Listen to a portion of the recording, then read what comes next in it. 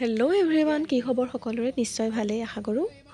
আমি গৈছিলোঁ সেইদিনা দেওবাৰৰ দিনা নাগালেণ্ডৰ, আমাৰ ঘৰৰ ওচৰৰে মেৰাপানী, নাগালেণ্ডৰ নেপকো হাইড্ৰ প্ৰজেক্ট চাবলৈ।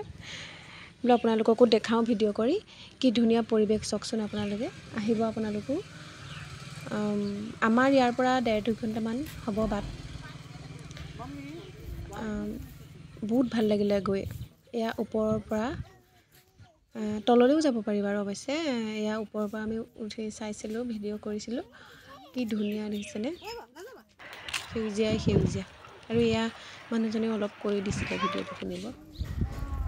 হয়, আজি আমি আহিলোঁ আমাৰ মেৰাপানীৰে পৰা বেছি দূৰ নহয়, 1.5-2 ঘণ্টা ৰাস্তা। আপোনালোকক জনাব পাম যে গোলাঘাট জিলাৰ মানে একেবাৰে সীমামূৰীয়া ঠাই যিহেতু গম পাইছে।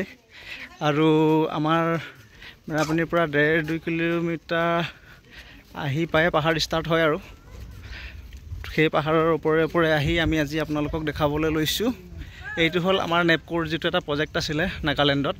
দৈয়াং ৰিভাৰটো চ'ৰ্চ হয় ইয়াৰ, মানে ইয়াৰ পৰাই কাৰেণ্ট প্ৰডিউচ কৰে। আৰু এতিয়া মই য'ত উপস্থিত হৈ আপোনালোকক দেখাই আছোঁ, এই ছাইডৰ এৰিয়াটো হ'ল জাষ্ট অভাৰফ্ল'ৰ কাৰণে এৰিয়াটো ৰাখি থৈছে। ইয়াৰ তলত কিছুমান গেট আছে, যেতিয়া অভাৰফ্ল' হৈ যায় সেই ৰিজাৰ্ভাৰ পানীখিনি তেতিয়া এইফালেদি পাৰ কৰাই দিয়ে।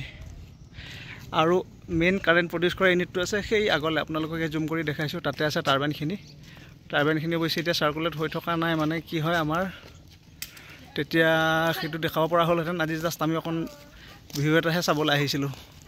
ঘৰ চাবলগীয়া জেগা দেখুওৱা হ'ল আমাৰ পৰিয়ালৰ ৰাইজক, মানে দৈয়াং নেপকো প্ৰজেক্টটো দেখা নাছিলে।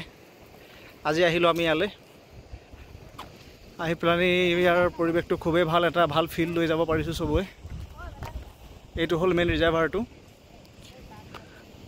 এই ৰিজাৰ্ভাৰটো একচুৱেলি এতিয়া বাৰু পানীৰ লেভেলটো অলপ কমি আছে, আৰু অলপ দিনৰ পিছত ইয়াৰ লেভেলটো বাঢ়ি যাব পাৰে। ৰিভাৰখন চোৱা, ইমান সৰু সৰু লাগিছে ইয়াৰ পৰা। সেইটোতো হয়, টপ ভিউত সৰুৱে লাগে বাৰু বস্তুবিলাক, কিন্তু ডাৱৰ আহিছে।